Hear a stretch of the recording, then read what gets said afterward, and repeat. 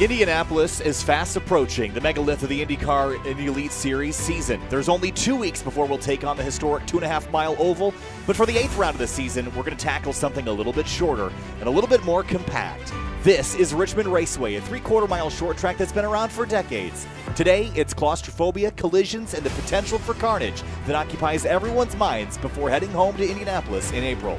Kyle Heyer alongside Finney DeCuna for tonight's 8th round of the 2021 Coca-Cola of Kokomo Indy Elite Series. Finney, welcome back. Last time we had you was Detroit Belle Isle a few weeks ago. Now we take on the short track at Richmond Raceway, our first official short track of the season at Phoenix early on in the year, but now under a mile for the first time this year. Yeah, looking forward to see these guys get underway. I mean, really only one of 2 real short tracks, this and Iowa, coming up later in the calendar. So looking forward to seeing that race as well. But here at Richmond, this place so small, so tight. These guys are going to be at very close quarters at a very high rate of speed, and that's always entertaining to see for Indy cars. Cars getting ready to go racing on the inside line. It's that 19 car of Philip Kraus, new driver here at Team Talent. He is on the pole for 160 laps worth of racing at Richmond Raceway. Time to go green for round number 8 of the 2021 season. Green flag flies, and we're racing in the Coca-Cola of Kokomo Indy Elite Series. Off into turn 1, Kraus leads the way.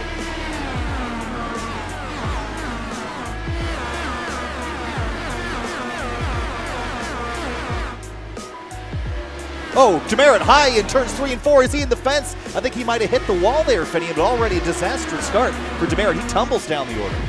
Yeah, he actually got loose in turn 3, just missed kissing the wall in 3 and 4, so that car still perfectly fine. That being said, he's probably heated up the rear tires and also probably a little bit shaken behind the wheel. Henry Bennett way high in turns 3 and 4. Trouble, there's a crash. It's Eric Gonzalez around. He's going to get hammered in turn 4 by Dakota DiCienzo, and the caution flies. And that's big damage for both DiCienzo and for Eric Gonzalez. And an early caution flag for trouble in turns 3 and 4. We saw this coming. Let's have a look. Oh, he might have had some help going off into the corner. Yeah, I'm hearing something maybe about hardware failure. I'm trying to figure that out. On the inside, who's the silver car? That's the 24 car of Tanner Watkins. There must have been a touch. And then, of course, Dakota DiCienzo, nowhere for him to go. Henry Bennett beside Joe Branch out of turn 4. Branch goes around, takes a spot. Here's Riley Thompson in 11th, followed by Liam Quinn in the purple and white car. That's real tight quarters through 1 and 2. They're playing with inches as they come off the corner. Thompson going to give that spot up for now to Liam Quinn. Yep. Sounds like Richmond with that. These guys playing close quarters with one another, just inches away. And if you miscalculate, as you've seen already, you're going to be involved in a wreck and you're going to be done for the day. Further up, still see Jason Brophy trying to rip the high line, trying to get to Brian Carey, and Adam Blocker on the start. Still trying to work on Andreas Ike for that 3rd place spot.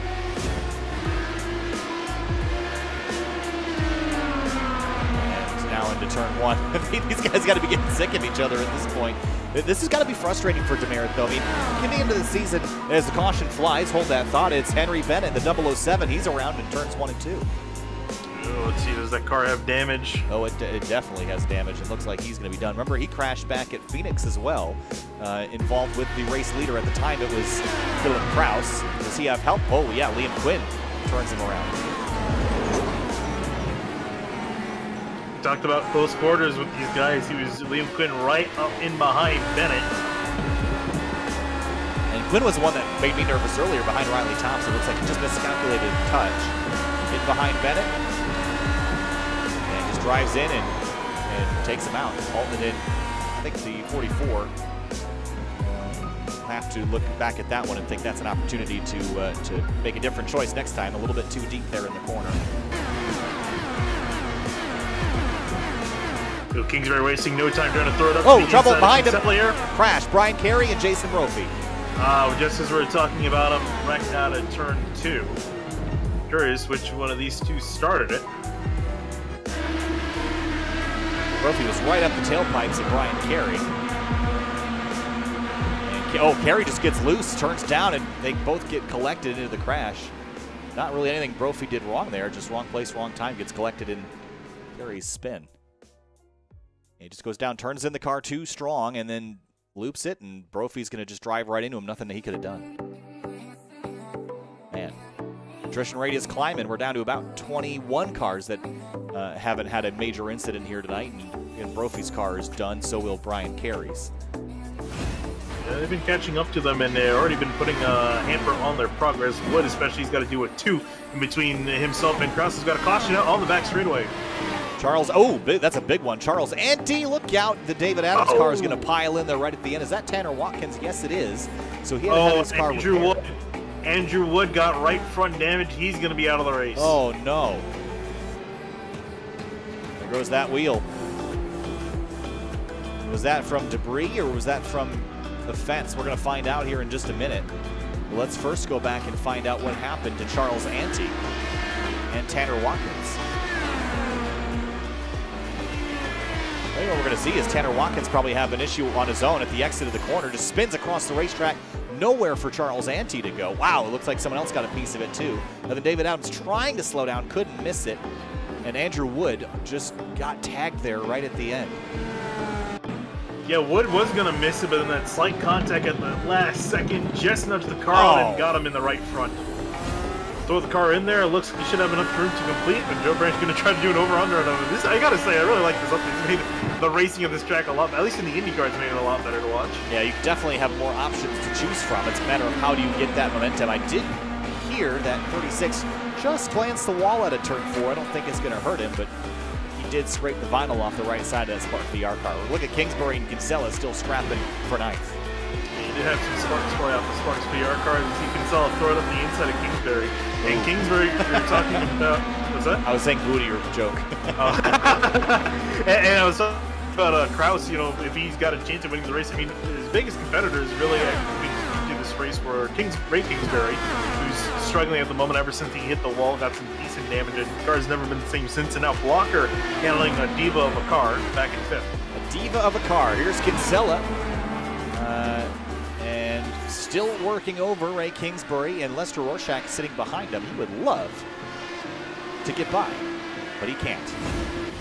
And the laps ticking off really quickly here. 35 laps left to go. About 10 minutes of racing. Here's the 14 back on the rear wing of the 25.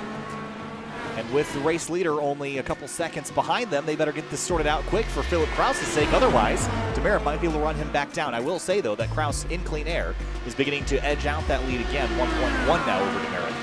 Yeah, the thing is, though, he's approaching this battle quick. And I don't know how on earth he's going to work past these guys, because I don't think they're going to, all three of them are going to be willing to just pull over for the leader. Nope. They're all going to want to continue battling. So for Kraus, I don't know what you do in this situation.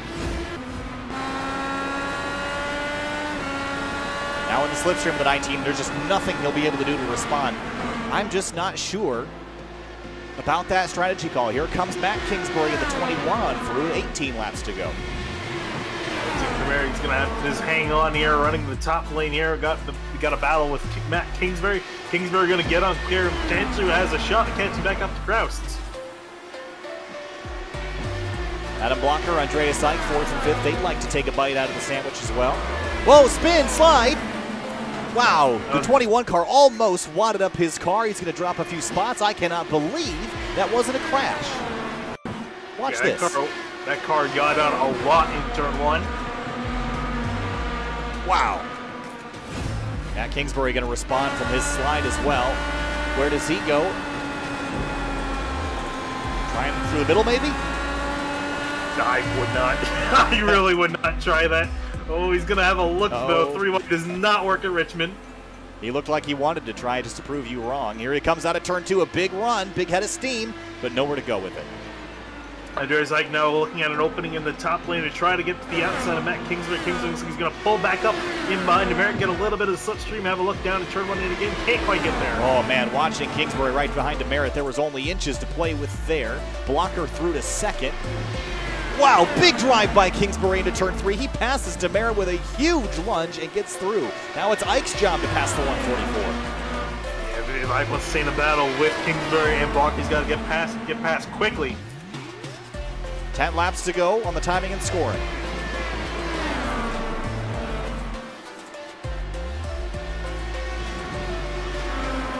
It hasn't quite looked like Ike's had the car to really get a lot of passes done. Again, with Demerit's Chris struggling with older tires here, we'll see if he can make quick work of him. He's going to get really close to the rear wing. I'm not sure that Ike's got the pace to do it.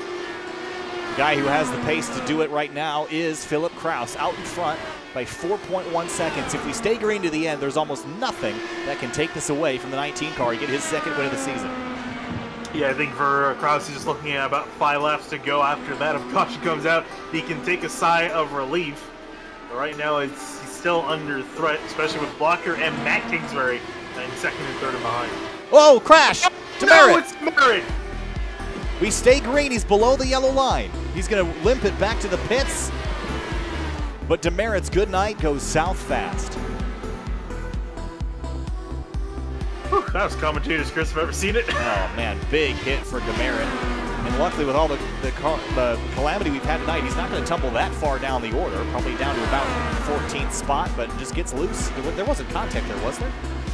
No, I don't think so. No, it just gets loose. No, it just got loose. I mean, that's not surprising. Again, was on fairly old tires at this point. Was just pushing them a little bit too hard. And into the pits he will go. Yeah, man, at this point, it's just a matter of bringing the car home in one piece. Did a fantastic job up near the front of the field. He's been there all day. I don't think he's seen a single time. He was outside of the top 5 tonight. So Philip Kraus is going to pick up the white flag with a new team and new colors. 1 lap to go. He has been dominant tonight. He has led almost 100 of the 160 laps. And nobody, no caution, no restart, no driver could take it away from Philip Kraus. He's going to get his second win on the season for his number 19 this year. And Philip Kraus goes to victory lane at Richmond. Blocker second, Kingsbury third, Ike, Kinsella the rest of the grid.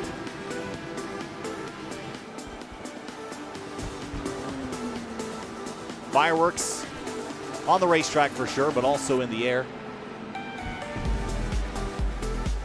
And Philip Kraus victorious for the second time this season. What a drive